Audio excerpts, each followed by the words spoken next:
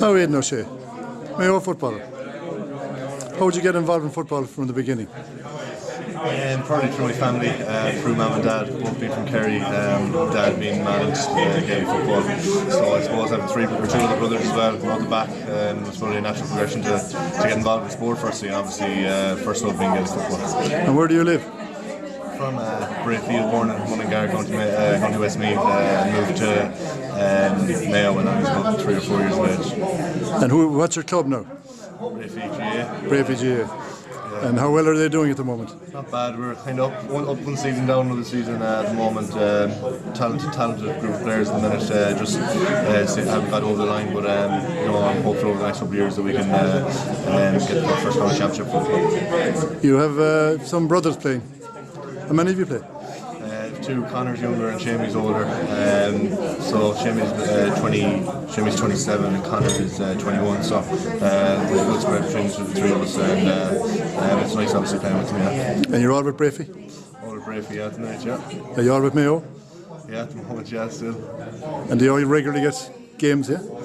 Yeah, Connor obviously struggled a little bit with injuries over the last couple of years, but I expect very, very soon. And how long are you on the Mayo senior team now? I've done 6 years. 6 years, yeah. So I'm going to my 7th season. I've had some good times, some bad times, but still very, very hopeful. What's the best time you had?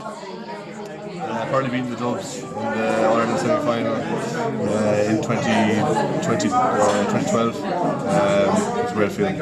And the worst? Probably the last Kerry this year in the semi-final in Limerick. Tough one to take, yeah. You're going to get it eventually? Yeah, very soon, yeah, I believe so. I think if you stick at it, you're really getting there. Yeah, Mayo is full of good talented footballers, and I just think it'll happen very soon. You give your fans great value for money?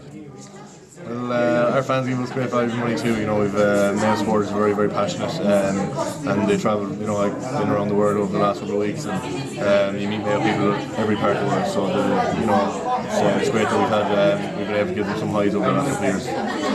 How hard do you train? What's it like? When do you start? Some boys are back now at the minute.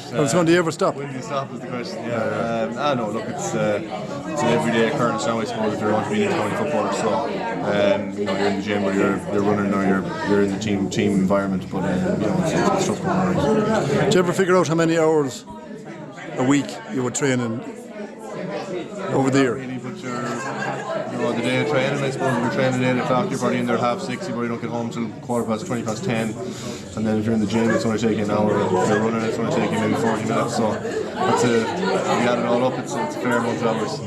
And what's the emphasis on when you're training for fitness? Mix? A mix? Yeah, absolutely. Depends on the type of year, I suppose. A lot of sports science behind what we do now. So, the guys, our S&C coaches, we're kind of guided by them. Obviously, earlier in the year, it's probably a lot different to when it is when we get closer to the championship and stuff like that. But yeah, it's very scientific. And how about diet? Do you have diets or do you eat average, we have dietitians balanced diet, is it? Years, yeah, so everybody's different, I suppose. Everybody has different needs, and I suppose I'm one of the fellas that has to mind his diet very quick, very much so. So I'd be a bit different to the likes of my brother who seems to eat what he wants, but it's a very important part of the game. Have you had many injuries? Thankfully, touch wood, I've only had one real serious injury, and apart from that, I've been good so far. Do you still love the game? Absolutely, yeah. It's, I suppose that's what drives you and keeps you going. I suppose going back in January isn't easy. I suppose in the cold and the rain and the soft pitches, but it's obviously the love of the game and the camaraderie with the boys, and obviously the ultimate dream to be successful and win the Ireland. That's obviously what drives you. What do you think of the controversy comparing you to professional footballers in England? Yeah, it's obviously I think a bit taken out of context by all involved. It's a bit of fun anyway. A bit of fun, yeah. Fills pages. Yeah, it's probably somewhere in the middle, I think, is the answer maybe. Do you train as hard as professionals? Hard to know, hard to know. Soccer players, soccer's a different sport to Gaelic football, and it's very hard to know. They're training every day of the week. They've got a lot of attention from professional sports science, physios, doctors, etc. So it's very hard to know. Do you ever overtrain?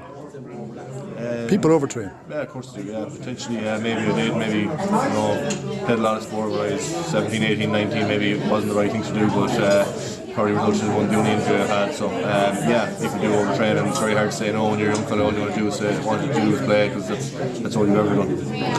But there's no point in asking you what's your hope for the future. No, absolutely not. Stay injury free, play for Mayo as long as possible, and make sure I bang in as many medals as well. Well, how about the big one? That's the medals, back pocket. Back pocket.